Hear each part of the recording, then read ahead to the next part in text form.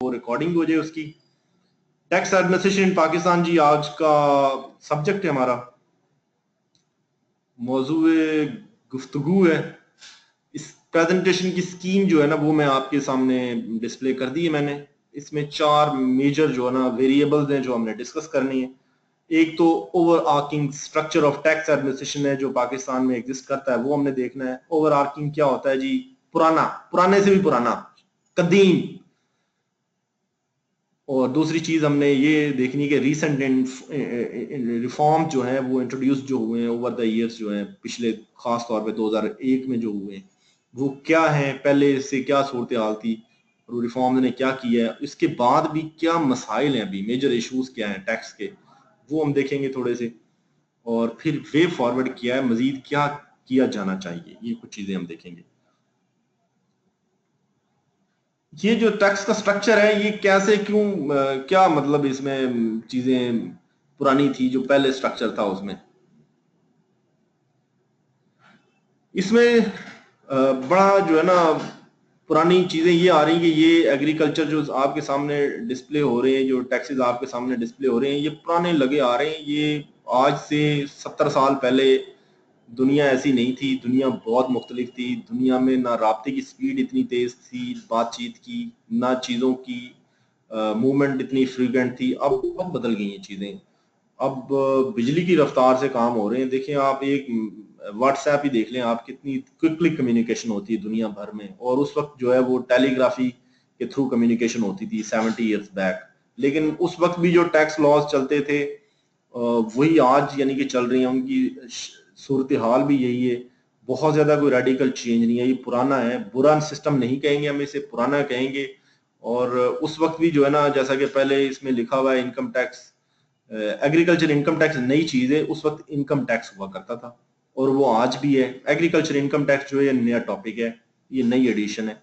इसके अलावा sale tax था, सेल टैक्स उस वक्त से चला आ रहा है। फेडरल एक्साइज ड्यूटी है, कस्टम्स ड्यूटी है, पेट्रोल लेवी है, जो पेट्रोल आप लेते हैं ना इसके ऊपर भी टैक्स लगता है और वो जो है ना इनडायरेक्टली गवर्नमेंट आपसे ले लेती है। ठीक है ना जी। इसमें ये तो फेडरल टैक्सेस है जो हमने पहले देखे हैं। और प्रोविंशियल लेवल पे जो है ना ये टैक्सेस हैं। कैपिटल वैल्यू टैक्स है, मोटर व्हीकल टैक्स है, लैंड टैक्स है, प्रॉपर्टी टैक्स है, कॉटन सेस, शुगर सेस। ये शुगर सेस भी जो है ना वो लगा देते होते हैं, शुगर केन सेस। और होटल्स और सर्विसेज जो देती है ना, होटल, सिनेमाज, इन पे, या लिक्विड शॉप्स हैं, इन पे ये एक्साइज ड्यूटी लगती है। ये प्रोविंशियल गवर्नमेंट लेती है, प्रोविंशियल गवर्नमेंट का टैक्स है। ये हमारे पास जो ना टैक्स की ये टोटल तमाम टैक्सेस के बारे में आपने थोड़ी थोड़ी बातें ना पहले भी पढ़ी हुई हैं। ये हमारे लॉज हैं, टैक्स एडमिनिस्ट्रेशन का पार्ट हैं, जिनके थ्रू जो है वो रेवेन्यू कलेक्ट किया जाता है। ठीक है। और सबसे बड़ी जो एग्जिस्टिंग है, बहुत अरसे से चली आ रही है, पहले इसका नाम सीबीआर था, अब इसका नाम एफबीआर है। ये फेडरल बोर्ड ऑफ रेवेन्यू जो है ये फेडरल सतह पे, वफाकी सतह पे, यानी कि पूरे मुल्क के अंदर ये टैक्सेस कलेक्ट करती है। और सबसे ज्यादा मेजर कंट्रीब्यूशन जो है टैक्स में इसका है। 90% के करीब जो हमारी टैक्स की रिसीट्स है ना, वो एफबीआर ही कलेक्ट करती है। इस साल 3621 अरब रुपए जो है ना ये एफबीआर ने कलेक्ट करनी है 30 जून 2017 तक। और हमारे टोटल अखराजात मुल्क के जो हैं वो 4800 के करीब, 4800 अरब के करीब उन्होंने किए हुए हैं एस्टीमेट। जिसमें से मेजर कंट्रीब्यूशन जो है ना वो टैक्सेस है। और टैक्सेस में भी मेजर जो चीज है वो एफबीआर जो टैक्सेस कलेक्ट कर रहा है वो है। एफबीआर का काम जो है वो टैक्स की पॉलिसी बनाना भी है, फिस्कल पॉलिसी जिसे हम कहेंगे। और टैक्सेस की कलेक्शन जो है उसका उसको वो भी एफबीआर की प्राइमरी जिम्मेदारी है, जो फील्ड के ऑफिस के थ्रू होती है। फॉर्मुलेशन भी करना पॉलिसी की, और पॉलिसी को इम्प्लीमेंट करना, टैक्सेस की पॉलिसी बनाना और टैक्सेस को कलेक्ट करना, ये एफबीआर की प्राइमरी जिम्मेदारी है। ठीक है जी, फेडरल सतह के ऊपर। अब इसमें टैक्सेस कलेक्ट करते हुए ऑब्वियसली सारी चीजें स्मूथ नहीं होती हैं, डिस्प्यूट भी आ जाती हैं। ठीक है। इसके लिए टैक्सेस के डिस्प्यूट को हल करने के लिए भी एफबीआर में मैकेनिज्म है, कमिश्नर अपील्स का मैकेनिज्म है। इसके अलावा ये एडीआरसी है, इसकी अब ऑब्रीवेशन जो है ना वो आपने याद रखनी। इसको कहते हैं ऑल्टरनेट डिस्प्यूट रेजोल्यूशन जो है ना मैकेनिज्म होता है ये, जिसमें आप टैक्स डिपार्टमेंट जो है वो खुद पार्टी नहीं बनता, बल्कि इंडिपेंडेंट सालस किसी को बना लिया जाता है। वो जो टैक्स पेयर और एफबीआर के दरमियान जो अगर डिस्प्यूट होता है तो उसको वो रिजॉल्व करते हैं, एडीआरसी, ऑल्टरनेट डिस्प्यूट रेजोल्यूशन कमीशन, ये इसका मुखफ़फ़ बनता होगा। और एफबीआर की दूसरी जिम्मेदारियों में ये भी है कि दुनिया के दूसरे ममालिक से जो टैक्स ट्रीटीज होती है ना, जो भी डबल टैक्सेशन प्रोवाइड करने के लिए, तो वो भी एफबीआर ही करता है गवर्नमेंट ऑफ पाकिस्तान के बिहाफ पे, ठीक है। इसके अलावा जो रियासत की दूसरी इदारों के साथ, जैसे मिनिस्ट्री ऑफ फाइनेंस है या दूसरे डिपार्टमेंट है, उनके साथ भी रब्तो राब्ता रखना, ये भी एफबीआर में, यानी कि मेजर एफबीआर में फंक्शन है, किया जाता है रेगुलर बुनियादों पे, ताकि रियासत के साथ ही मिलके चलना होता है ना, सारे डिपार्टमेंट्स आपस में राब्ता रखते हैं। Ministry of finance and revenue division में जो है ना, ये दो डिवीजन हैं, एक रेवेन्यू डिवीजन है, एक फाइनेंस डिवीजन है। दोनों डिवीजन जो है ना वो राब्ता रखती हैं दूसरी मिनिस्ट्रीज के साथ और चलती हैं। इसका जनाब एक चेयरमैन होता है, जो कि आपने पढ़ा हुआ है पहले, हायरार्की आपने पढ़ी हुई है, ऑर्गेनोग्राम आपने पढ़ा हुआ है, और ये सारी चीज़ें आपके लिए नई नहीं है। इसमें दो बुनियादी मेंबर होते हैं जो चेयरमैन को असिस्ट करते हैं, क्योंकि टैक्सेस जो इकट्ठे होते हैं एफबीआर लेवल पे वो दो हिस्सों में तकसीम होते हैं, या कस्टम्स हैं या इनलैंड रेवेन्यू के हैं, इनकम टैक्स वगैरह जिसमें शामिल है, एफईडी शामिल है, सेल टैक्स शामिल है। तो ये जो दो मेंबर्स हैं ना, ये बेसिकली ऑपरेशंस के मेंबर इन्हें कहा जाता है। सबसे अहम यही है, मेंबर इनलैंड रेवेन्यू ऑपरेशंस और मेंबर कस्टम्स। बाकी सपोर्ट मेंबर भी हैं, मेंबर एडमिनिस्ट्रेशन, दूसरे सपोर्ट्स मेंबर में मेंबर एडमिनिस्ट्रेशन है, मेंबर लीगल है, मेंबर फेट है, member special policy and initiative है, मेंबर जो है टैक्स पेयर ऑडिट है, मेंबर इन्फोर्समेंट एंड कलेक्शन है। इसमें ये मेंबर्स की अगर तादाद यहाँ पे आपको लग रहा होगा कि थोड़ी कम है, मुझे भी ऐसा लग रहा है कि इसमें कोई एक दो मेंबर मिसिंग है। मेंबर्स की तादाद इससे भी ज्यादा हो सकती है, 11 जो जैसे आमतौर पे समझा जाता है कि 11 मेंबर होंगे, 11 से भी तादाद ज्यादा हो सकती है। लेकिन अगर वो पूछती हैं तो अनडिस्प्यूटेडली तादाद जो है ना वो 11 आप बता सकते हैं। एफबीआर की वेबसाइट पे भी इन सब के पोर्टफोलियोज मौजूद हैं।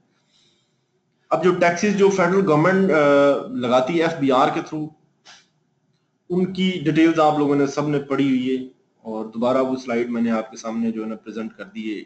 इनलैंड टैक्सेस हैं, इनलैंड का मतलब है कि जो विद इन जो हमारा कॉन्टिनेंट है, लैंड के अंदर जो है, वो विद इन द कंट्री जो बॉर्डर्स जो है, जो टैक्सेस हैं वो इनकम टैक्स है, सेल टैक्स है, फेडरल एक्साइज है। और क्रॉस बॉर्डर टैक्सेस है, जब हमारी चीजें एक मुल्क से दूसरे मुल्क जाती हैं तो उस पर क्रॉस बॉर्डर कस्टम ड्यूटी भी लगती है।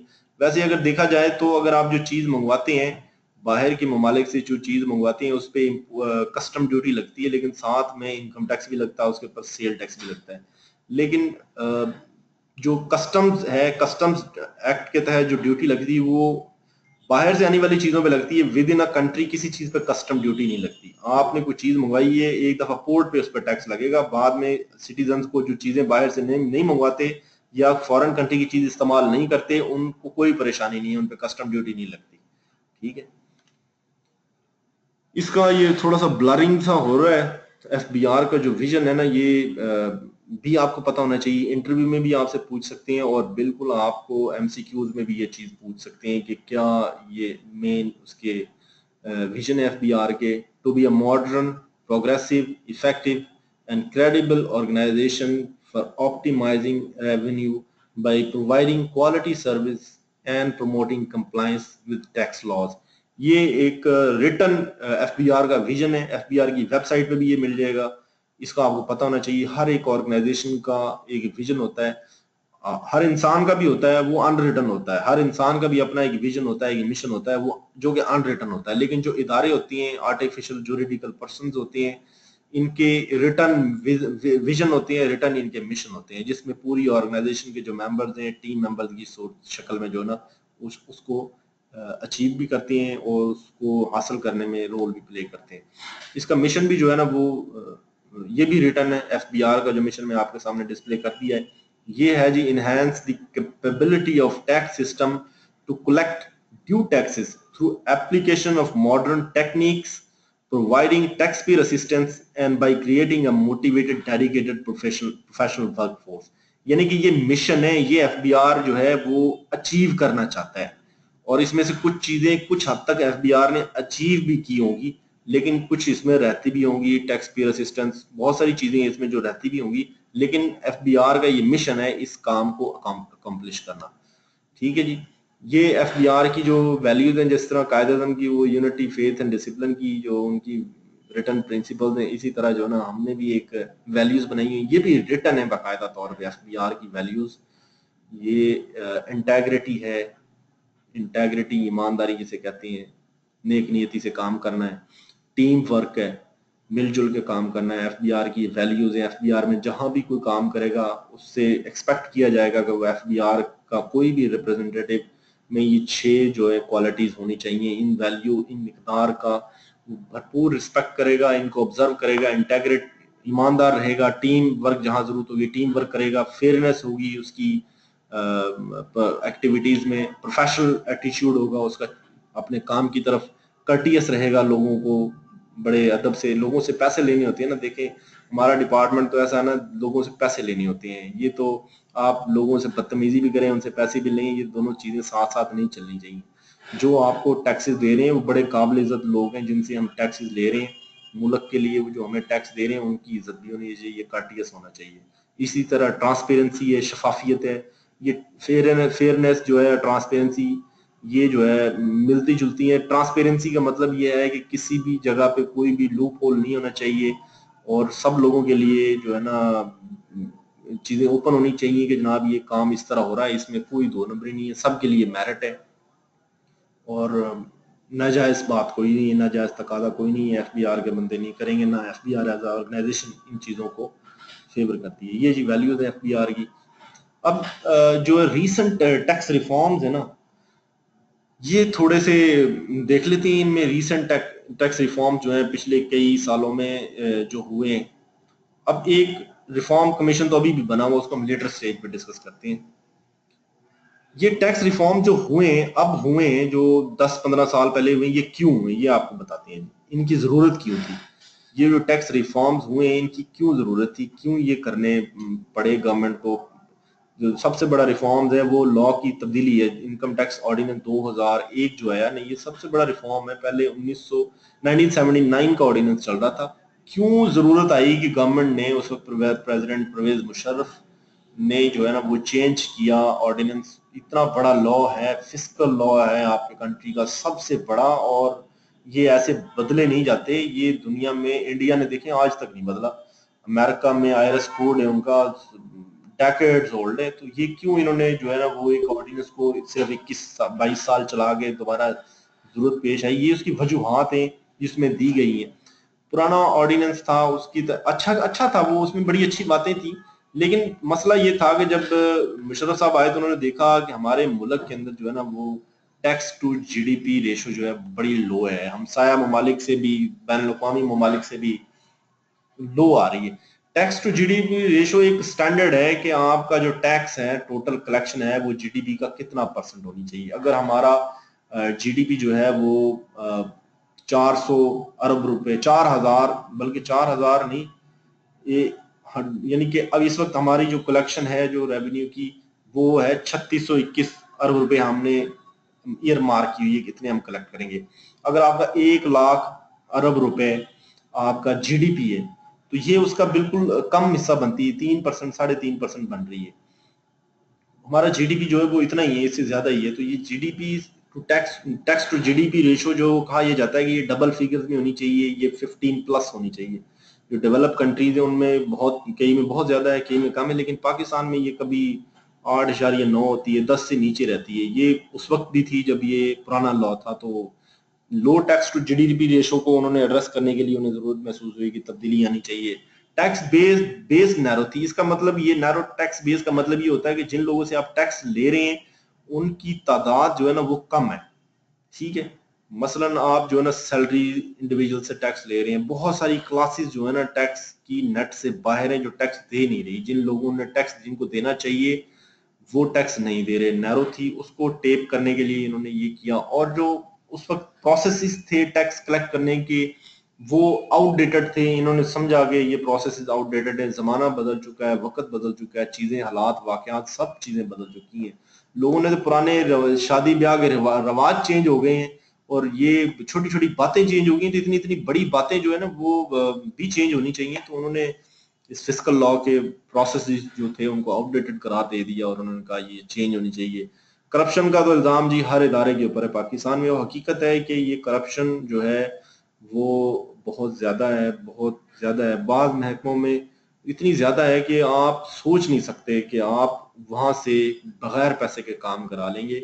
एफबीआर भी कोई इतना अच्छा यानी कि नाम नहीं है, लेकिन कदरे बहुत बेहतरी है।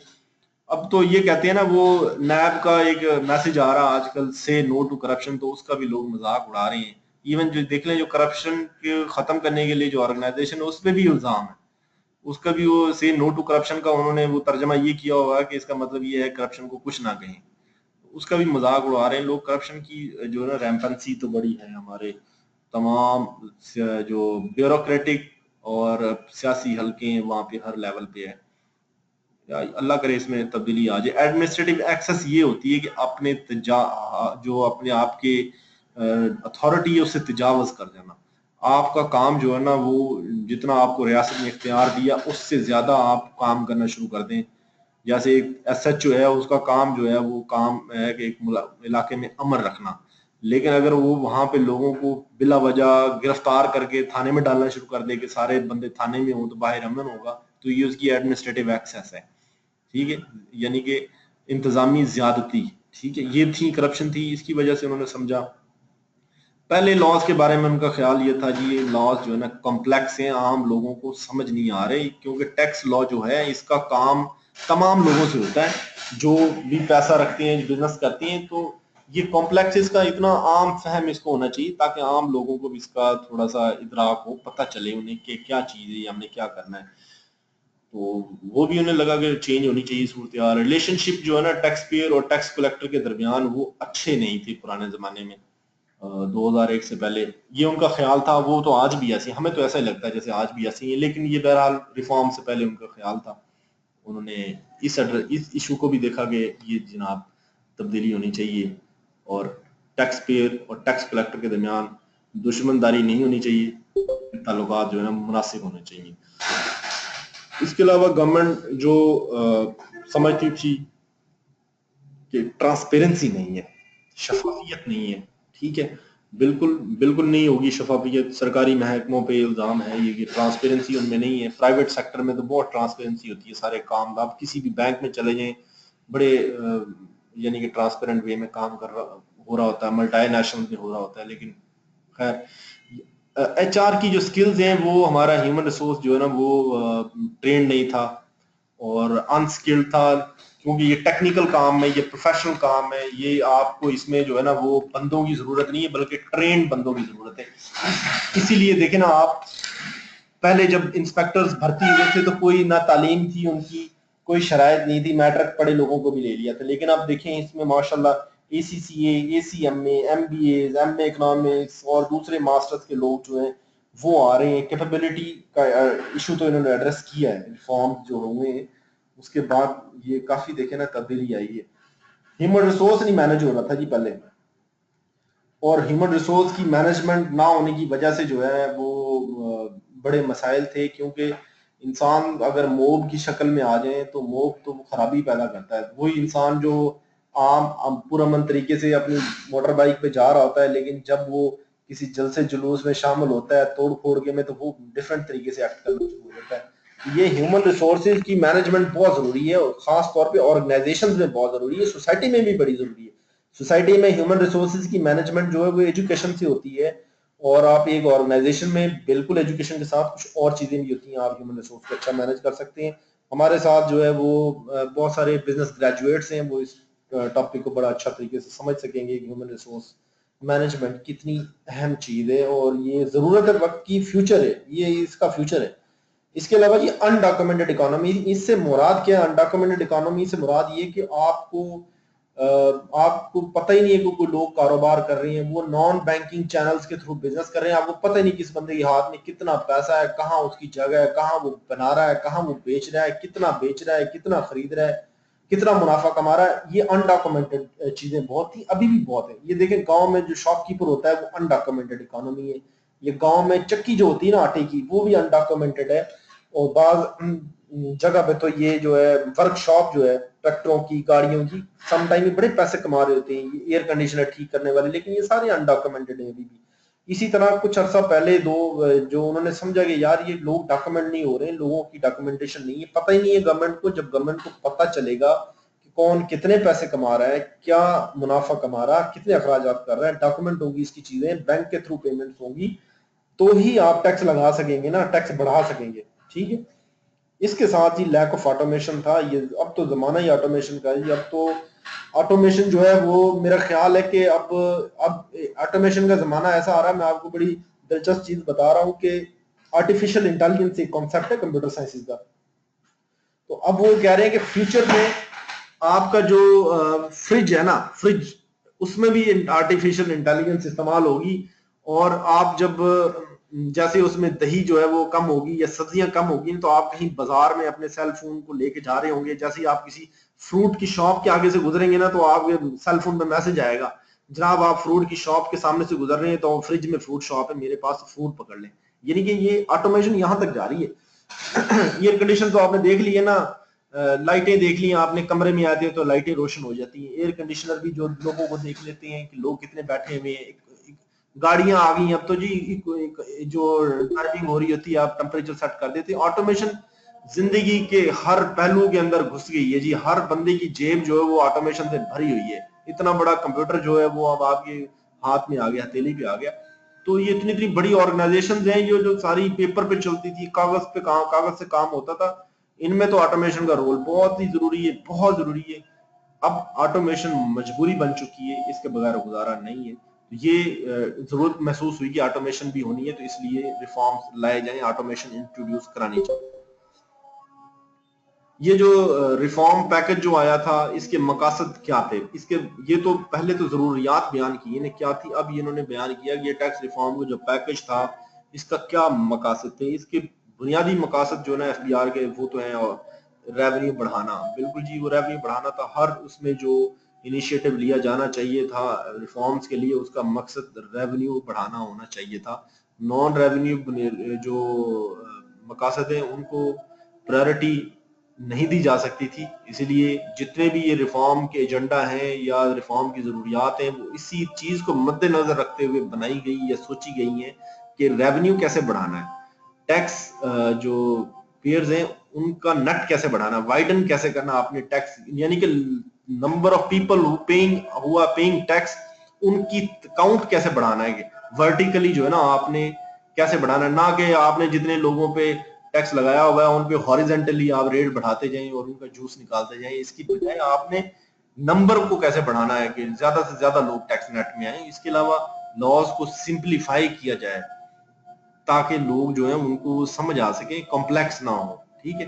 टैक्स पेयर्स के साथ अच्छे इन्वायरमेंट में जो है ना आप बातचीत करें, क्योंकि आपने उससे पैसे लेने हैं, उसको आपने इज्जत भी देनी है। आप पुलिस नहीं है, आप जो आपके पास मुजरिम आएंगे तो आपने उनको थप्पड़ मारने हैं, या आपसे तो आपके पास तो काबिल इज्जत शहरी हैं जिन्होंने आना है। हाँ, अगर कोई टैक्स नहीं देता, आप इज्जत भी दे रहे हैं, उसको टैक्स नहीं देता, उसके लिए फिर लॉ आपको पावर देता है कि भाई उसको फिर आप पकड़ लें, उसको गिरफ्तार भी कर लें, उसको तकलीफ भी दे दें।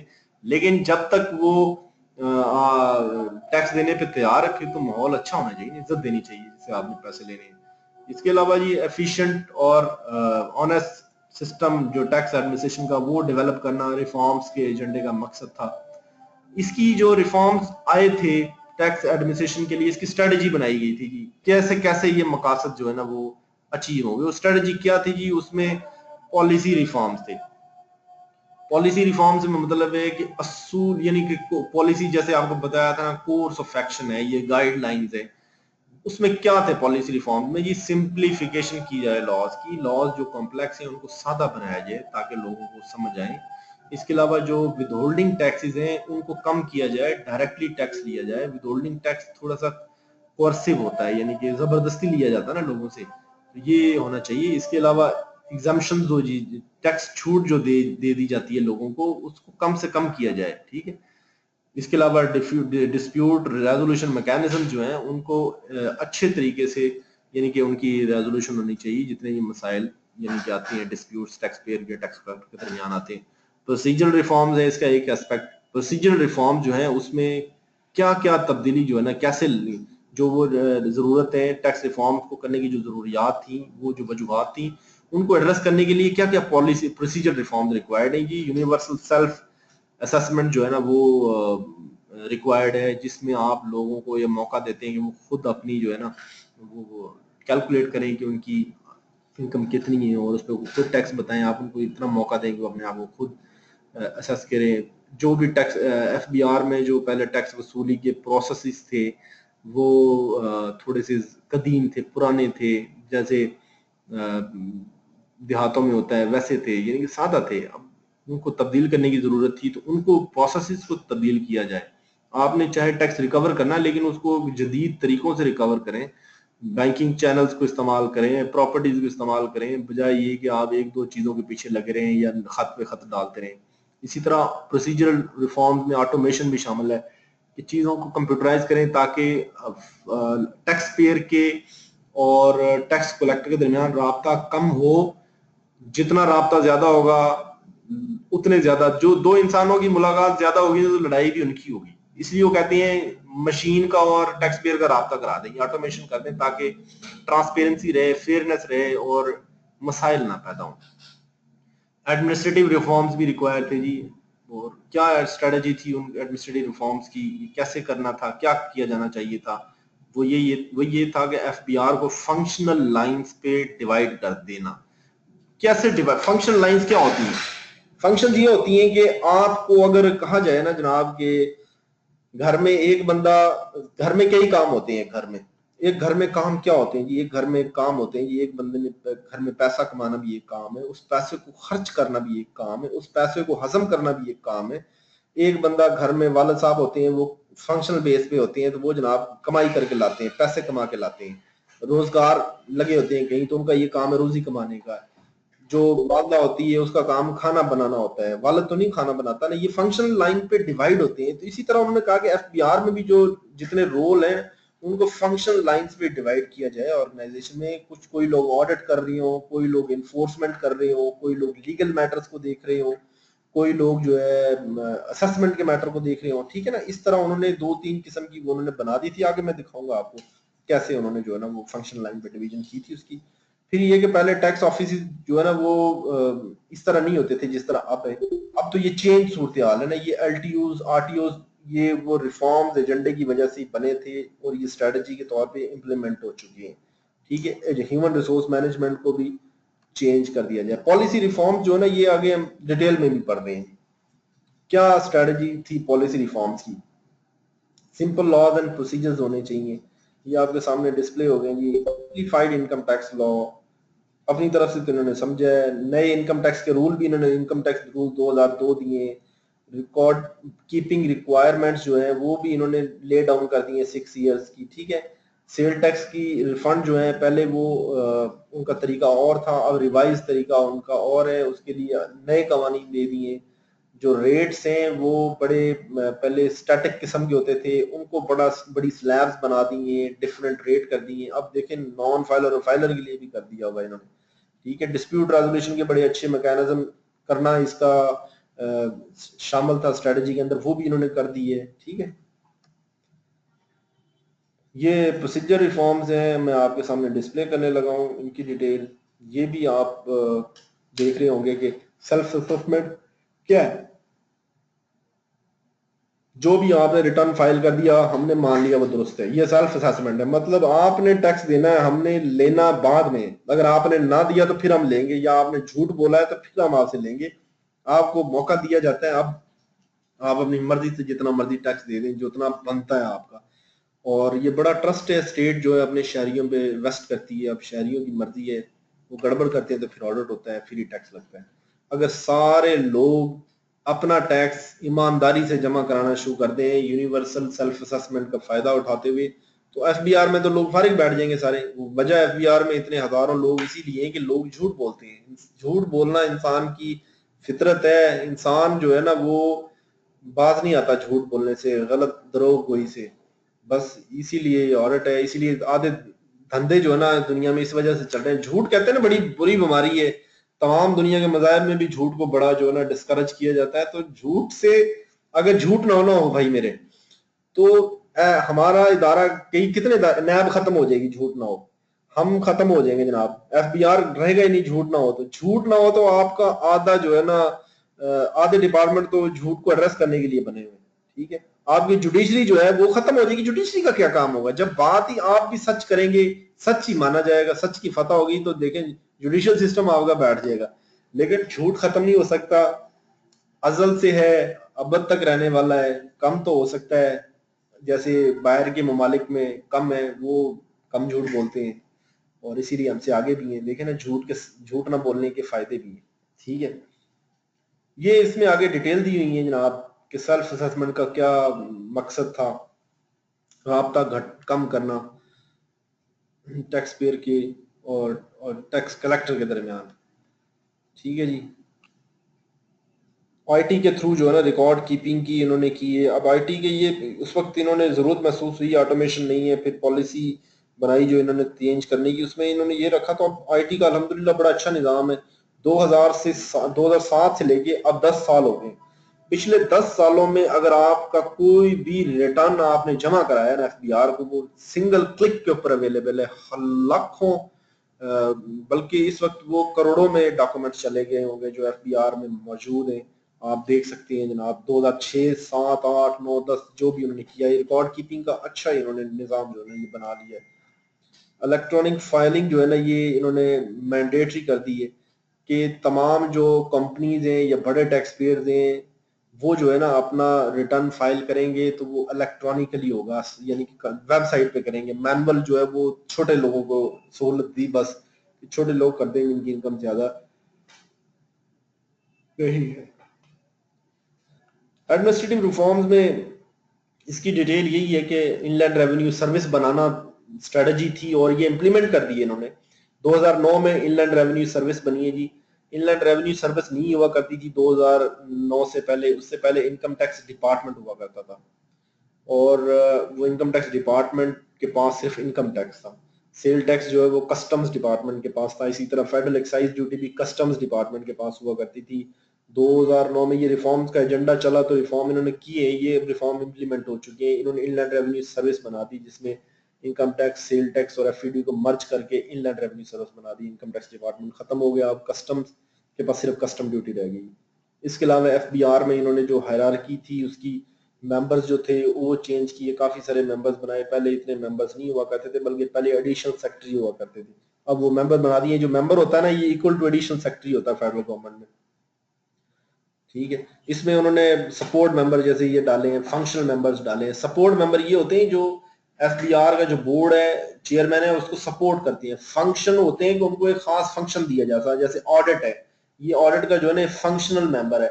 सपोर्ट का जो है मेंबर एचआर है, मेंबर ट्रेनिंग जो है ये सपोर्ट मेंबर है, मेंबर एडमिन जो है ये सपोर्ट मेंबर है।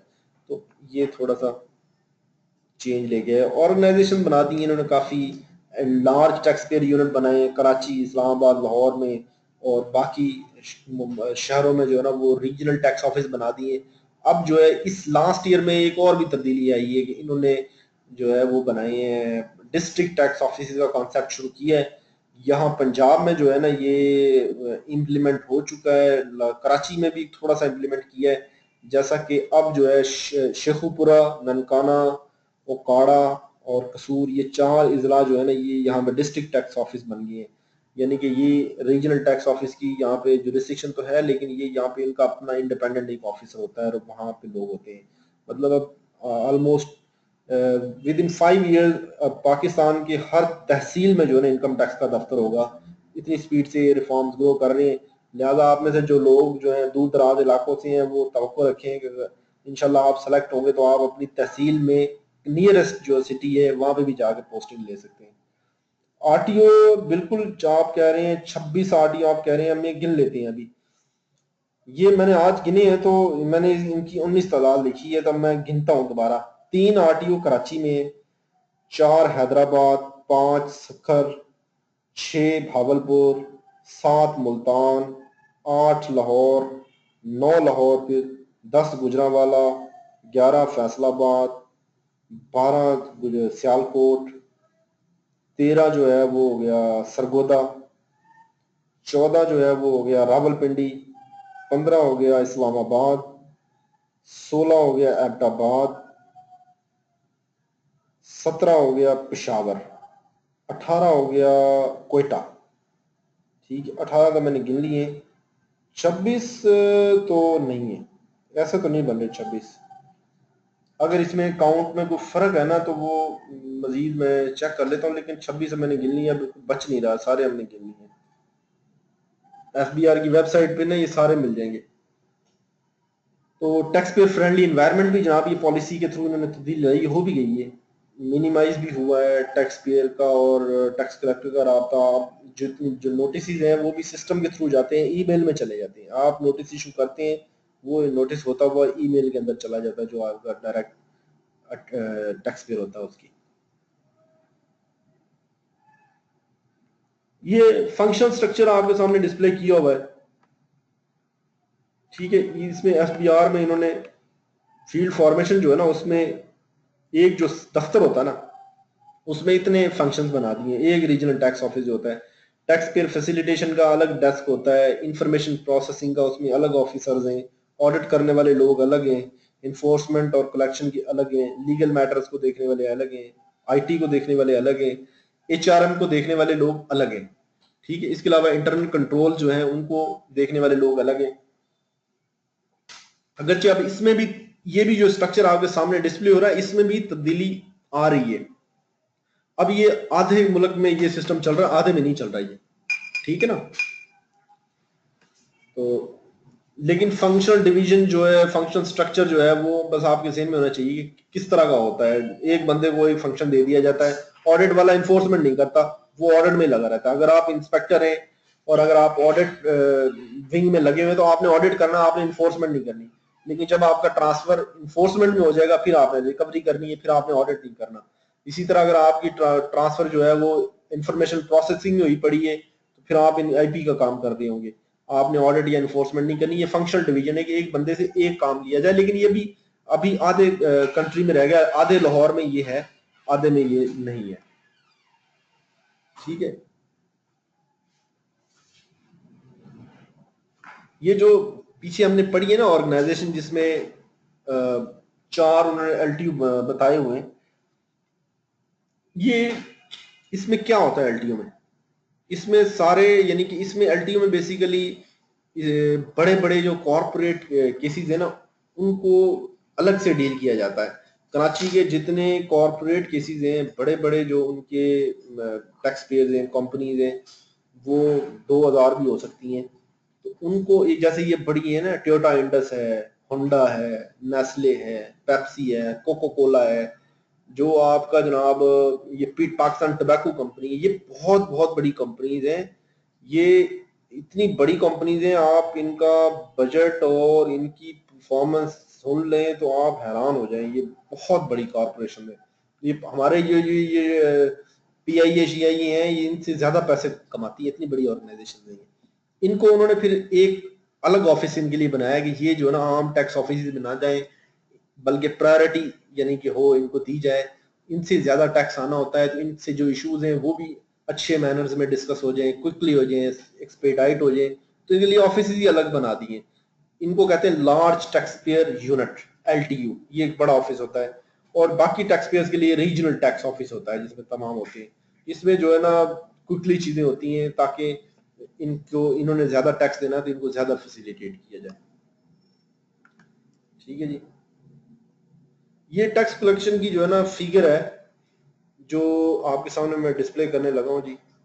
ये 2001 से लेके जो है ना वो टैक्स की इन्होंने फिगर दिखाई है कि ये रिफॉर्म जो है ये 2001 में इन्होंने इम्प्लीमेंट करना शुरू किए। तो 2001 में अगर आप देखें, उस वक्त हमारी जो है डायरेक्ट टैक्सेस का शेयर जो है ना जीडीपी में, वो ये था 28.18%। और अब जो शेयर है डायरेक्ट टैक्सेस का, वो 38.7 हो गया। ठीक है, और डायरेक्ट टैक्सेस जो है ये बढ़ रहे हैं, रिफॉर्म्स के बाद बढ़ते ही नजर आ रहे हैं हमें तकरीबन तमाम स्टेजेस पे। इधर ये इनडायरेक्ट टैक्सेस जो है वो कम होते नजर आ रहे हैं। इनडायरेक्ट टैक्सेस जो है ये इनडायरेक्टली लिए जाते हैं। तो ये बस ऐसी किताबी बात ही है वैसे, लेकिन फिगर्स करेक्ट है, लेकिन है ये बात किताबी। टैक्स की सूरत हाल कोई चेंज जरूर हुई है, लेकिन फिगर्स में बहुत ज्यादा चेंज नहीं है। अभी भी बहुत ज्यादा चीजें ऐसी हैं जहाँ पे काम होने वाले हैं, बहुत सारे लोगों से टैक्स लिया जाने वाला है।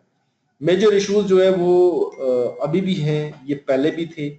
ये low tax to GDP ratio reform से पहले भी थी, अभी भी है। अभी भी देख लेना 8-9% के करीब टैक्स टू जीडीपी रेशियो है।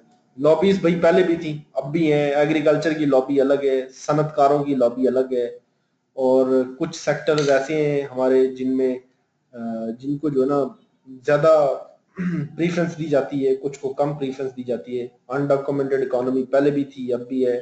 टैक्स बेस की भी हम इनको देखते हैं डिटेल में क्या है। टैक्स टू जीडीपी रेशियो जो है वो अभी ये 9% ऑफ जीडीपी है, ये बहुत लो है। जबकि ये आप दूसरे ममालिक में देखें तो इसकी जो फिगर है वो खासा बेहतर होता है। टैक्स टू जीडीपी रेशियो ये है कि जो टोटल आपके टैक्सेस हैं उनकी तादाद आपके टोटल जीडीपी के साथ अगर बनाई जाए तो कितनी होगी, ये टैक्स टू जीडीपी रेशियो ये किसी भी कंट्री का इंडिकेटर होती है डेवलपमेंट का, उसकी हेल्थ का, उसमें कितनी यानी कि सूरत हाल है, कितना गवर्नमेंट जो है वो बेहतरीन पोजीशन में जा रही है। बहुत सारे कंट्रीज जो है वो 25% से भी ज्यादा उनकी टैक्स टू जीडीपी रेशियो होती है। जैसे अमेरिका जो है ना, अमेरिका, उसके बारे में ये कहा जाता है कि उसकी जो 2-3 साल पहले जो ना उसकी टैक्स टू जीडीपी रेशियो 26.4 थी। हमारे मुल्क में 9 तक भी फिगर ये नहीं पहुंचता। अब वर्ल्ड बैंक के डाटा के मुताबिक 10.5% है, लेकिन हमारा जो पिछले साल का इकोनॉमिक सर्वे ऑफ पाकिस्तान है ना, उसमें वो खुद मान रहे हैं कि ये 9.5% है। अगर ये वर्ल्ड बैंक की आपके पास जो फिगर है ना, इसका सोर्स मुझे जरूर बताएं, क्योंकि वर्ल्ड बैंक ने भी फिगर जो है वो जरूर यहीं से उठाई होगी। 10% से कम ही है। अब इसमें इसके साथ एग्जाम्पशन बहुत ज्यादा है जी। प्रॉपर्टी का अब इन्होंने टैक्स किया प्रॉपर्टी को, ये प्रॉपर्टी कैपिटल गेन्स, वरना पहले जो है ना वो यशी कर रहे थे, अब इन्होंने प्रॉपर्टी को टैक्स लगाया, वो साथ ही बैठ गई है। अभी भी फॉरेन रेमिटेंसेस जो आ रही हैं उनको वो टैक्स ही नहीं करते, वो डरते हैं कि भाग ना जाए। वेल्थ टैक्स होता था, वेल्थ टैक्स होता था, ये खत्म हो गया। आपकी जो जितनी वेल्थ होती थी, जो घर होता था, वो सबको असेस किया जाता था, उसके हिसाब से टैक्स लगाया जाता था। ये गवर्नमेंट ने खत्म कर दिया वेल्थ टैक्स। ये खत्म नहीं किया जाना चाहिए था, क्योंकि बहुत सारे लोग कुछ कमा ही नहीं रहे होते, बिजनेस इनकम कोई नहीं होती, उनकी कोई भी इनकम नहीं होती, लेकिन उनके पास जायदाद बहुत होती है, तो उन लोगों से जायदाद की बुनियाद पर टैक्स वसूल कर लिया जाता था। तो ये अच्छा था, लेकिन ये इन्होंने खत्म कर दिया है। इसी तरह एक्साइज ड्यूटीज जो है ना, वो कुछ प्रोडक्ट्स पे, कुछ चीजों पे खत्म कर दी। वो लगी रहती तो ज्यादा अच्छा था, कुछ पे बढ़ाई भी जा सकती थी। ठीक है, कुछ टैक्स रेट्स में इन्होंने रिडक्शन कर दी है। और ये मियाँ बरादरान क्योंकि सनतकार हैं, तो ये जब भी आते हैं तो ये इंडस्ट्री को थोड़ा थोड़ा ना बेनिफिट जरूर देते हैं। और टैक्स के रेट इन्होंने कम किए, अभी ये 34 भी चल रहा है कुछ कंपनीज के लिए। ठीक है, कॉर्पोरेट और पर्सनल इनकम टैक्स रेट्स भी बड़े नीचे लाए गए हैं, अलग अलग स्लैब्स बना दी, तो ये एक अच्छी चीज भी है, लेकिन इससे ये प्रेशर में आ गई हुई है सारी चीजें। ठीक है,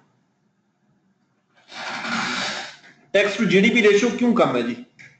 टैक्स टू जीडीपी रेशियो जो है वो बुनियादी चीज तो यही है कि जनाब आप कोशिश करेंगे, आप इरादा कर लें, पॉलिटिकल डिसीजन ले लें, काम ठीक हो जाएगा। अगर आप पॉलिटिकल डिसीजन नहीं लेते तो फिर आपका जो है ना काम ठीक नहीं होगा, फिर आप बैठे रहेंगे। इसी तरह इसके अलावा जो है ना रेवेन्यू के रेट्स जो है ना वो बढ़ते रहते हैं, कभी कम हो जाते हैं, कभी ज्यादा हो जाते हैं टैरिफ आपके। इसके अलावा ये, और जैसे अब जो है इस साल तेल जो होता है ना, ऑयल फ्यूल आप ले रहे हैं, ये पहले अभी पेट्रोल मिल रहा था 110 रुपए का, तो अभी ये फ्यूल कोई मेरे ख्याल में 68 रुपीज का पेट्रोल मिल रहा है। तो इस फ्यूल में ना गवर्नमेंट को बड़ा फायदा होता है, ये महंगा होता है। गवर्नमेंट इसको महंगा करने का फायदा सबसे बड़ा ये होता है कि गवर्नमेंट इस पर टैक्स लेती है। इसमें आप आधे रुपए टैक्स के दे रहे हैं, ये 30 रुपए गवर्नमेंट को पड़ रहा है पेट्रोल, और इसमें 30 रुपए गवर्नमेंट ले रही है। तो जब ये इसका इंटरनेशनल मार्केट में रेट कम हो गया तो गवर्नमेंट को भी पैसे कम मिले। ठीक है, 100 का पहले 110 का बेच के गवर्नमेंट आज से 50 रुपए ले रही थी, अब गवर्नमेंट 30 रुपए ले रही है, उससे भी जो ना धचके लगते हैं, लेकिन वो परमानेंट नहीं होते, कभी कभी बचत हो भी जाती है उनसे। लॉबीज का जी किरदार है, बहुत लॉबीज हैं। अब ये मैं आगे जो है ना डिस्प्ले करना चाहता हूँ आपके सामने, कौन कौन सी लॉबीज हैं मैंने कर दी है आगे सामने। जो हमारी पॉलिसी फॉर्मुलेशन जो है ना, उसको ऐसे शेप देते हैं, ये चैम्बर ऑफ कॉमर्स में ये जाते हैं, भाग भाग के सियासतदान इनको एड्रेस करते हैं, उनसे पैसे लेते हैं, डोनेशन लेते हैं, तो वो अपने फायदे भी निकलवाते हैं ना। एग्रीकल्चरल हैं, लैंड ऑनर्स हैं, इनकी पार्लियामेंट में देखें आधे आधे हमारे सिंध और पंजाब के जो सियासतदान है ये वडेरे हैं, ये बड़ी बड़ी इनकी जमीनें हैं, तो ये कैसे एग्रीकल्चर को टैक्स लगाने देंगे। इसी तरह बिजनेस लॉबीज हैं, हमारे जो आधे सियासतदान तो ऐसे हैं जो तिजारत भी करती हैं और बड़े बड़े जमींदार भी हैं, कुछ ऐसी हैं जो सिर्फ तिजारत कर रहे हैं। मियां मंशा जो है वो तो जमींदार नहीं है, लेकिन कितनी बड़ा उसका सिस्टम है, उस पर भी यानी कि इल्जाम लगा। इसी तरह ये बैंकिंग सेक्टर जो है ना, ये भी एक लॉबी है पूरी, क्योंकि यहाँ से भी हमें बहुत रेवेन्यू आ रहा होता है, तो ये भी बड़ी अपनी शरायत मनवाते हैं। और ये कैश विड्रॉल पे जो है ना टैक्स लगा था पिछले साल, उस पे इन्होंने काफी शोर डाला था कि हमसे ये जो है ना इतना लगाएं, बैंकों से पैसे लोग निकलवा आपके भाग जाएंगे, ये कर लेंगे वो कर लेंगे। तो ये भी एक है, काफी अरसा ये डिले करते हैं। गवर्नमेंट जो आज से 10 साल पहले लगाना चाहती थी ये फाइलर और नॉन फाइलर का रेट जो ना बैंक विड्रॉल के ऊपर, लेकिन ये बैंक्स का प्रेशर था। इसी तरह बहुत और लॉबी है जो टैक्स पॉलिसी को इफेक्ट करती हैं, उसको असरअंदाज उस पर होती हैं। हालांकि वो चंद लोग होते हैं, लेकिन ये बहुत सारे लोगों को जो है ना वो तकलीफ दे रहे होते हैं। और ये देख रहे हैं एग्रीकल्चर लॉबी जो है वो अभी तक अपनी मकासद में कायम है। अभी तक जो है वो टैक्स नहीं हो चुकी, फेडरल गवर्नमेंट से टैक्स नहीं कर पा रही है। ठीक है, ये बैंकिंग कंपनीज का रेट सबसे थर्ड नंबर पे देखिए, उनका रेट जो 50% था 2002 में, अब वो रिड्यूस होकर 35% हो गया है। तो गवर्नमेंट को रेट कम करने में क्या फायदा हुआ है? गवर्नमेंट को तो नुकसान हुआ है, लेकिन जरूर किसी को या तो पैसे दिए गए या किसी को इन्फ्लुएंस किया गया है। इंडिविजुअल्स होते हैं ना, उनको अपना इनफरादी फायदा देख के तो कौम को बेच देते हैं, ये तो चलता आ रहा है। ये स्टॉक एक्सचेंज जो है ये भी बड़ी बदमाश होती है, क्योंकि स्टॉक एक्सचेंज जो है उसके अंदर जो लोगों ने इन्वेस्टमेंट किए होती है वो उसको गिरा दें हमारा, तो हमारी जो रेपो खराब हो जाती है, हमारी जो है इमेज खराब हो जाता है। ठीक है, इन्होंने एक कैपिटल गेन्स के ऊपर टैक्स था उसको रेजिस्ट किया, अभी भी इन्होंने काफी रेजिस्ट किया है, लेकिन अभी वो चल रहा है, ये कामयाब हो गए हैं, लेकिन अभी भी इफेक्टिवली कामयाब नहीं हुए। 1, 1, 1.5 साल 3 साल तक उसको जो है ना वो उन्होंने टैक्स किया है, बाकी को टैक्स नहीं कर पा रहे। रियल एस्टेट में देख लेना, ये भी बहुत बड़ी लॉबी है रियल एस्टेट। और ये इस साल लगाया रियल एस्टेट, लास्ट ईयर तो कितना हल्ला गुल्ला मचा है। रियल एस्टेट पे कैसे टैक्स लगेगा? आपकी बड़ी देखे ना डीएचए जो है वो बड़ा लैंड ओनर है, रियल एस्टेट का बाप है, डरी है, उसने जर्नल रखे हुए हैं अपनी कंपनी में और चला रहा है। इसी तरह डीएचए के डीएचए कौन सा टैक्स देती है? इतनी बड़ी बहुत बड़ी सोसाइटी है, एक प्लॉट जो है वो कराची डीएचए फेज 8-6 में तो करोड़ों रुपए का है भाई, आपकी अकल दंग रह जाएगी। 10-10 करोड़ रुपए का एक घर, भाई एक घर में क्या होता है, ईंटें लगी होती हैं उसमें, लेकिन वो 10-10 करोड़ रुपए के घर, रिहायशी घर हैं। दुकानों की कीमतें तो आप ना पूछे, इस्लामाबाद में 4-4 करोड़ रुपए के फ्लैट हैं, फ्लैट जिसमें 3-4 कमरे होते हैं प्लाजे के अंदर, ये ब्लू एरिया में या ये कई और सेक्टर हैं इस्लामाबाद के मार्केटों में। तो रियल एस्टेट वाले भी जो है ना ये गुंडे थे। इसी तरह वीएटी जो है इसको बहुत अभी भी करते हैं, लेकिन गवर्नमेंट ने ये लगा दिया है। इसको भी गवर्नमेंट ये कहते थे जनाब ये पता नहीं आईएमएफ की साजिश है, ये क्या इंडिया में चल रहा है। इंडिया ने तो अपना वीएटी इकट्ठा कर दिया पूरे मुल्क का। अभी भी बहुत सारे सेक्टर्स ऐसे हैं जिन पे सेल टैक्स नहीं लग पा रहा, जो एग्जाम्पशन है। भाई जो भी कारोबार है उस पे सेल टैक्स लगना चाहिए, क्योंकि सेल टैक्स अगर गरीब आदमी जो साबुन खरीद रहा है, जो शैम्पू खरीद रहा है, अगर वो सेल टैक्स दे सकता है ना, तो भाई ये सबको देना चाहिए, ये इससे किसी को माफी नहीं है। ठीक है, लेकिन चल रहा है निजाम, घुमा रहे हैं।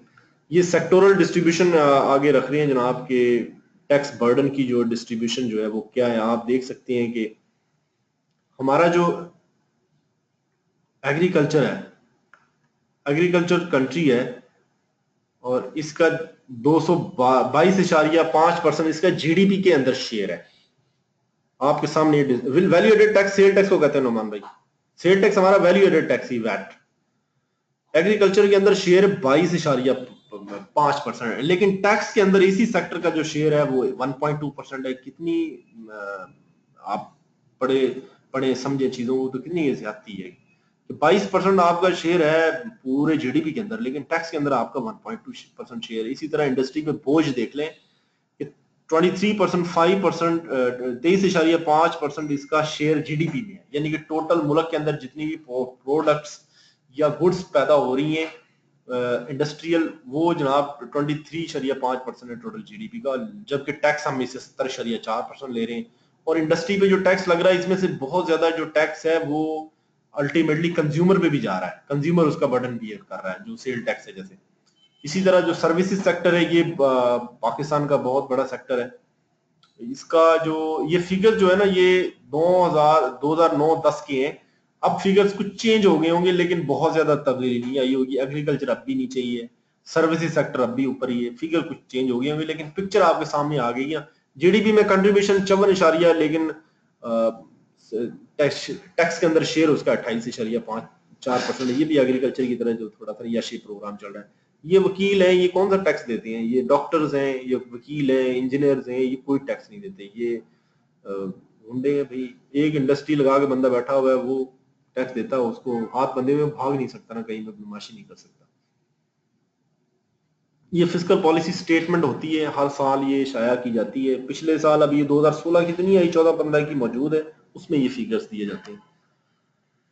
जो रिफॉर्म्स किए थे उसके आउटकम आए हैं, अच्छे आउटकम आए हैं। वो टैक्स एडमिनिस्ट्रेशन जो है वो चेंज इन्होंने की है, उसके अच्छे आउटकम है। जो मौजूदा टैक्स एडमिनिस्ट्रेशन है उसके, ये ERS एक सॉफ्टवेयर है, स्टार, ये भी सेल टैक्स का सॉफ्टवेयर है। इसमें से ये स्मार्ट जो है ना ये यूज नहीं हो रहा। वेरी टैक्स जो है ना ये भी वेरिफिकेशन का एक सॉफ्टवेयर है। रीकैप जो है ये थोड़ा सा चलता है अभी, जिसमें जो है ना डिटेल्स डाटा की चेक की जाती है। ये आपसे नहीं पूछा जाएगा। रीकैप, स्टार, ERS, ITMS पूछ सकती हैं आपसे, IRS और ITMS। ये ऑटोमेटेड एप्लीकेशन हैं जिनके थ्रू ऑटोमेशन की गई है टैक्स की और डिफरेंट टैक्स के प्रोसेसेस के। अब ये दूसरे नंबर पे रिडक्शन हुई है, विद होल्डिंग पे कुछ रिडक्शन जरूर हुई है जो रिफॉर्म्स उनके नतीजे में, और रेवेन्यू भी बढ़ा है। इसमें तो कोई शक नहीं जी, no denying the fact revenue बढ़ा है। और कुछ अर्सा पहले, 5 साल पहले और इलेक्ट्रॉनिक फाइलिंग नहीं थी, अब ऑटोमेशन हो गई है, लोग भी बदल गए हैं, टेक्नोलॉजी का इस्तेमाल हर जगह हो रही है। फैक्स का जमाना चला गया जी, व्हाट्सएप का जमाना है, इलेक्ट्रॉनिक फाइलिंग का जमाना है। हर बंदे के पास ईमेल अकाउंट है, हर बंदा फेसबुक चला रहा है, ठीक है। इलेक्ट्रॉनिक फाइलिंग भी इसी तरह लोगों ने अडॉप्ट कर ली है। इंफ्रास्ट्रक्चर जो है ना वो चेंज हुआ है, बैठने उठने की जगह, दफातर वगैरह ये बेहतर बनाई है, नो डाउट ये चीजें बढ़ी हैं। और इनसे जो भी स्टेक होल्डर्स हैं टैक्स के निज़ाम में, इसके स्टेक होल्डर्स टैक्स पेयर होते हैं, टैक्स कलेक्टर्स होते हैं, उन्होंने भी इसको अप्रिशिएट किया है। और FBR में जो है ना करप्शन तो हर जगह पे है, लेकिन FBR में करप्शन में कमी आई है। पहले क्योंकि मैनुअल हिसाब किताब होता था ना, कोई खुला खाता होता था। अब ऑटोमेशन है ना, बहुत सारे चेक्स हैं, बहुत सारी चीजें ऐसी हैं कि जिसमें इंसानी मर्जी की मुदाखलत नहीं है। वहां पे जो चीजों को जो है ना लेके चलना, घुमाना फिराना मुश्किल काम है। वे फॉरवर्ड जो है ना वो ये है कि जो अभी तक भी मसाइल मौजूद है ना जो नहीं हल हो पा रहे, और 2008-9 के बाद फिर इन्होंने ना ये रिफॉर्म, पीपल्स पार्टी की गवर्नमेंट जैसी आई थी तो उन्होंने जो ना क्योंकि ये पॉलिटिकल गवर्नमेंट थी ना पीपल्स पार्टी की, और ये अब मौजूदा भी पॉलिटिकल है, तो मुशर्रफ गवर्नमेंट में जो चीजें हुई थी ना उनसे ये सियासी लोगों का इत्तेफाक नहीं था।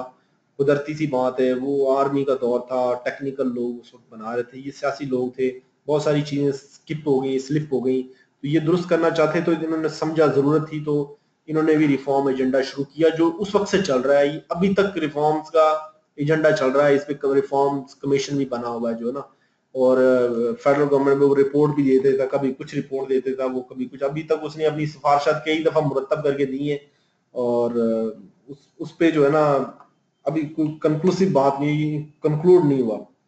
ठीक है। इसमें क्या वो कहते थे फिक्स लेवी जो है ना पेट्रोलियम प्रोडक्ट्स पे बढ़ा दी जाए, ताकि ये जो है ना रेवेन्यू पे 1% इंक्रीज हमें देगी, टोटल जीडीपी की कंट्रीब्यूशन हो जाएगी। सेल टैक्स में जो एग्जाम्पशन हैं या जीरो रेटिंग है ना, डोमेस्टिक सतह पे जीरो रेटिंग अगर हो रही है या कुछ हल्कों को एग्जाम्पशन हासिल है, उसको भी जो है ना खत्म कर दें, क्योंकि उससे क्या फायदा हो रहा है, लॉबियों को फायदा हो रहा है ना, लॉबियों को जो है फायदा ना दें। टैक्स के रेट्स जो है ना वो रैशनलाइज करने की कोशिश हुई है, हुए बहुत सारे रेट्स जो है ना टैक्स के रैशनलाइज हुए हैं सेल टैक्स के, लेकिन अभी भी कुछ इसमें कमियां हैं। पेट्रोल लेवी जो है ना उससे फर्क आया है, सेल टैक्स को एग्जाम्पशन जो है वो कम किए, पहले ज्यादा होती थी अब बहुत कम हुई है। अभी भी ये गवर्नमेंट भी बहुत काम कर रही है, तो ये कंटिन्यूस रिफॉर्म हो रहे हैं जनाब। ये abolition of across the board special excise duty at 1% through finance act 2011। ये कोई फाइनेंस एक्ट 2011 एक्ट जो है ना, फाइनेंस एक्ट हर साल आता है। हर साल जो फाइनेंस एक्ट आता है ना वो मुख्तलिफ टैक्स के स्टैचूज में तब्दीली करता है। स्टैचूज में जो फाइनेंस एक्ट 2011 होगा इसमें इनकम टैक्स भी होगा, सेल टैक्स भी होगा, एक्साइज, इन तीनों में इसने तब्दीली की होगी। इन्होंने कोई एक्साइज ड्यूटी का रेट था 1%, उसको इन्होंने खत्म किया है। अब इसके इम्पैक्ट से मैं कोई इतना एग्री नहीं करता कि इससे कोई बहुत ज्यादा तब्दीली आई है, बल्कि अब ये बहुत डिमिनिश होता जा रहा है। इसका जो इम्पैक्ट है वो बहुत डिमिनिश हो गया, बहुत कम हो गया।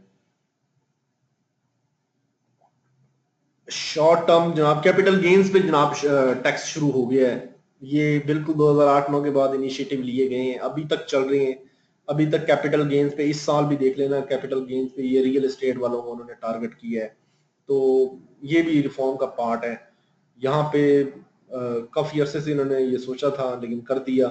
अभी भी इसमें चेंज होने वाली, जैसे प्रॉपर्टी की जो रेट्स है ना, वैल्यूएशन हुई है प्रॉपर्टी की मुख्तलिफ शहरों में, उसके रेट्स का काफी डिस्प्यूट है, और उस रेट के हिसाब से जो है ना वो अभी भी हमें वो रियल जो गेन पे टैक्स नहीं मिल रहा, लेकिन फिर भी पिछले साल से इस साल सूरत हाल बड़ी बेहतर है।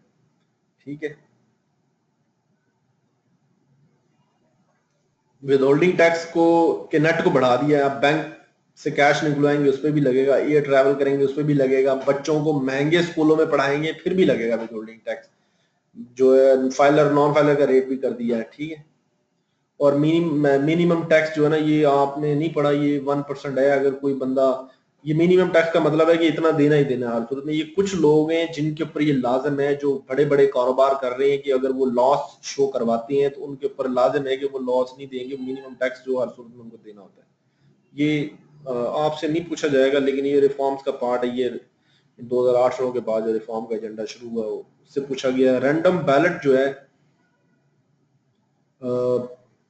इसके थ्रू ऑडिट होता है। पहले ऑडिट जो, अभी भी ऑडिट दो तरह से होता है, या तो कमिश्नर जो है ना वो केस को सेलेक्ट कर लेता है, कहता है इसका ऑडिट करना है मैंने, या रैंडम तरीके से जो है ना पैरामेट्रिक या कोई पैरामीटर्स होती हैं जिनसे जिनके जरिए जो है कंप्यूटर से सेलेक्ट किए जाते हैं रैंडमली केसेस, उनका ऑडिट किया जाता है। ठीक है। थर्ड पार्टी डाटा जो है, ये थर्ड पार्टी जैसे एक्साइज से डाटा ले लेते हैं, लेस्को से डाटा, कैस्को, आयस्को, जो भी ये डिस्ट्रीब्यूशन कंपनीज हैं या प्रॉपर्टी के रजिस्ट्रार हैं, इनसे अब पहले नहीं लेते थे लेकिन इनसे टैक्स लेना शुरू कर दिया है।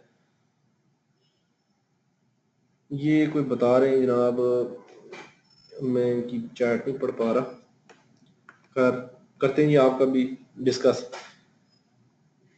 ये वीएटी जो है ना, अब इसका रेट जो है वो 17% है, ये कर दिया है, इंट्रोड्यूस करा दिया। ये भी इसका नहीं जी, ये इसका नहीं, ये बल्कि अब इस साल भी ये डिस्कस हुआ है कि ये रिफॉर्म्स होने चाहिए, कि आप जो टैक्स का रेट है ना सेल टैक्स का वो कम करें। 17% रेट ज्यादा है, ये 15% की कुछ लोग कह रहे हैं, कुछ लोग तो कह रहे हैं इसको 10 से नीचे लाएं, और ये जो है एडजस्टेबल ना हो और ये तमाम लोगों पे लगा दें। खैर ये प्रपोज रिफॉर्म्स हैं, पता नहीं इसमें कितना फीसद अमल होता है। और वो कह रहे हैं कि मजीद एग्जाम्पशंस को खत्म कर दें, लेकिन ये कि लाइफ सेविंग ड्रग्स जो हैं बहुत सारी, उन पे एग्जाम्पशंस नहीं है।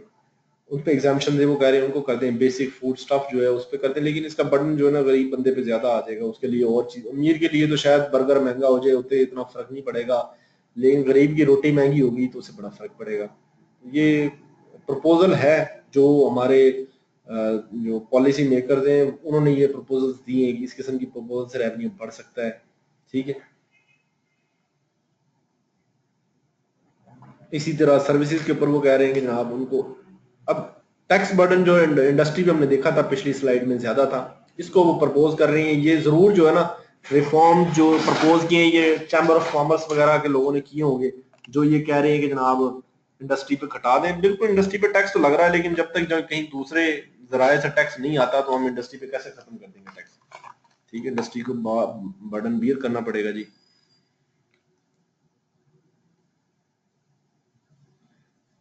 अब जो प्रपोज रिफॉर्म्स कुछ ऐसी हैं जो अभी भी जो है ना हिंड्रेंस का शिकार है। कुछ सूबों के और वफाक के दरमियान मसाइल हैं, जैसे टैक्स के कुछ रिफॉर्म्स हैं जिनमें सूबे की सतह पे सर्विसेज पे टैक्स ले रहे हैं। ठीक है, और वफाक जो गुड्स पे ले रहा है उनका इनपुट जो है वो सूबे की सतह पे जो जो सिंध रेवेन्यू अथॉरिटी है, पंजाब रेवेन्यू अथॉरिटी है, वो जो टैक्स लेते हैं उसको हम एडजस्ट, उसका इनपुट हम क्लेम नहीं करने देते। ये भी मसले इनके दरमियान चल रहे हैं। लेकिन कुछ रिफॉर्म्स जो ट्रेड वाले कहते हैं जनाब आप बराए मेहरबानी जो है ना ऐसे ना करें, 70 डिपार्टमेंट आपने टैक्स वाले बनाए हुए हैं, आपने एक एफबीआर है उसी को सारे टैक्स नहीं, आपने एक्साइज अलग बनाया हुआ है, कैंट बोर्ड अलग टैक्स ले रहा है, Sindh revenue Punjab revenue authority अलग टैक्स ले रही है, एफबीआर अलग टैक्स ले रहा है, टोल वाले अलग टैक्स ले रहे हैं, कोई इधर से टैक्स है कोई उधर से टैक्स है, इतने वो फेसबुक पे लिस्ट भी घूमती नहीं इतने सारे टैक्स होंगी। तो आप कोई एक दो तीन टैक्स रख लें, आप इतने टैक्सेस ना बनाए, या आपने कारोबारी लोग परेशान होते हैं इतने सारे टैक्सों से, इतने सारे जब जितने ज्यादा डिपार्टमेंट शामिल हो जाते हैं इसका मतलब है हर बंदे के मुंह में कुछ ना कुछ डालना पड़ता है, वरना वो जो है ना लोग चुप नहीं होते, ट्रेडर जो ये कहते हैं बिजनेसमैन लोग जो है। ठीक है जी, अभी सूरत हाल ये कि अभी हम चढ़ रहे हैं। ठीक है, और सफर हमने शुरू कर दिया है, लेकिन आप देख रहे होंगे कि सीढ़ी हमारी जो है ना वो कहीं जमीन पे नहीं लग रही बल्कि कहीं और ही निकल रही है। पता नहीं अब कहाँ सफर हमारा जा रहा है। ये शो यही होता है कि अभी डायरेक्शन जो है ना वो कोई नहीं है, ये रडरलेस ही काम है, कोई वो नहीं है, सिमत मुतय्यन नहीं है। अभी वही बात पिछले लेक्चर में हुई है कि जब तक आप जो है वो डेमोक्रेटिक स्टेबिलिटी नहीं होगी उस वक्त तक आपकी कोई भी चीज जो है ना वो बेहतर नहीं होगी। रोले झगड़े लफड़े ये रहेंगे, कोई चीज जो है ना वो आपकी सही सिमत में काम नहीं करेगी, मसाइल रहेंगे आपको। बुनियादी चीज वो है, उस सारे रिलेटेड प्रॉब्लम है, सिमत भी मिल जाएगी, डायरेक्शन भी मिल जाएगी, मंजिल भी मिल जाएगी जहाँ आपने जाना। तो आज जो है ना मैंने 40 स्लाइडें थी, हाँ जी 40 स्लाइडें थी, तो ये पूरी हो गई हैं। ठीक है, तो